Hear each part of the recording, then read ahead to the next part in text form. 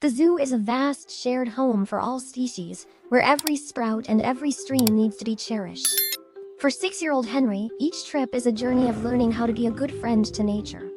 Dad Thomas is always as steady as a mountain, using his calmness and seriousness to uphold the rules, while Mom Mary is as gentle as a breeze, using empathetic whispers to plant the seeds of compassion in her son's small heart.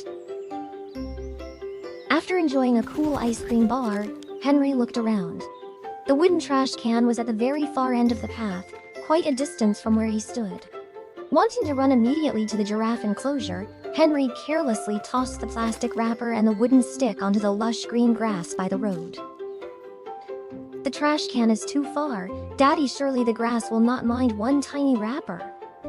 Dad Thomas stopped, his eyebrows slightly furrowing and his eyes showing a serious yet very warm look. He stood still, looking straight at the wrapper on the grass and then at Henry.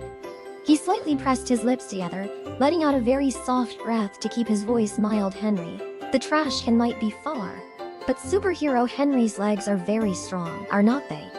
I do not agree to leave trash here on this grass. Mom Mary stepped closer, sitting beside Henry, her hands gently stroking his small shoulders.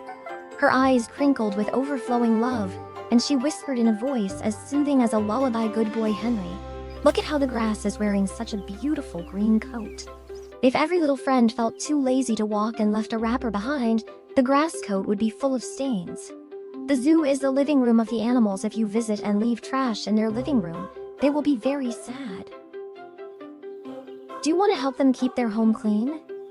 Henry looked at the wrapper, then at the expectant faces of his parents. He shyly picked up the trash and smiled brightly. "I am a strong-legged superhero. I will take it to the trash can right away." Dad Thomas smiled, his eyes sparkling with pride as he watched the small figure run off.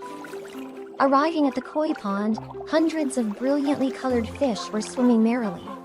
Henry was very excited. He took a plastic bottle cap out of his pocket, intending to throw it into the pond to see if the fish would swim toward him. He even thought about spitting into the water, thinking the fish would mistake it for food. Dad Thomas immediately reached out, gently but firmly enveloping Henry's hand that held the cap. His face was serene and his eyes looked at his son with a serious reminder. He shook his head slightly, his voice deep and steady. "Henry, this water is the breath of the fish. We do not throw strange objects into their home." Mom Mary came closer, taking Henry's tiny hand. She blinked with a kind smile, explaining in very sweet words, "Henry, koi fish are very innocent and greedy. If you throw a bottle cap or spit into the pond, they will think it's a yummy treat and swallow it. Their tiny tummies cannot digest plastic. They will get a tummy ache and will not be able to swim happily anymore. You love the fish. Do you want them to be healthy or have to see the animal doctor?" Henry started, hurriedly putting the bottle cap back in his pocket. His lips pressed together slightly in remorse. "I'm sorry, fish friends, I just wanted you to notice me. I will not give you a tummy ache." Mom Mary smiled instead of throwing things. "You just need to wave gently like this. They can feel your love too."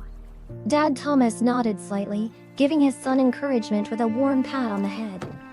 While strolling through the shady paths, Henry was drawn to the brilliant flower bushes and the meticulously cared-for lawn. Holding a dry branch he found on the road, Henry intended to use it to snap the young leaves off the bushes or skip and stomp on the decorative grass.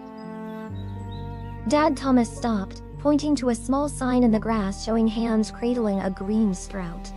His eyes showed clear seriousness. He slightly pressed his lips, his voice incredibly mild and calm. "Henry, these plant friends are working hard to give us shade and clean air.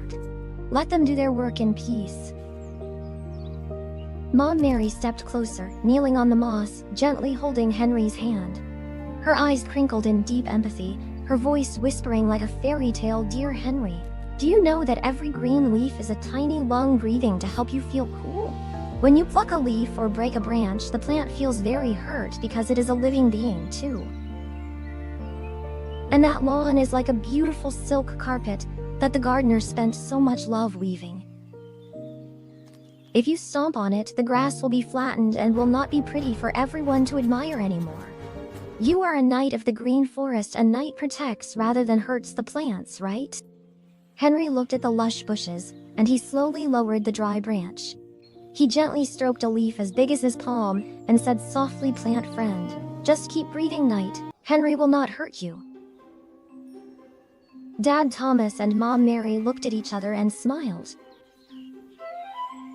The steadfastness of the father and the whispers of the mother helped Henry understand loving nature begins with the smallest actions, so that every place one passes through remains perfectly beautiful.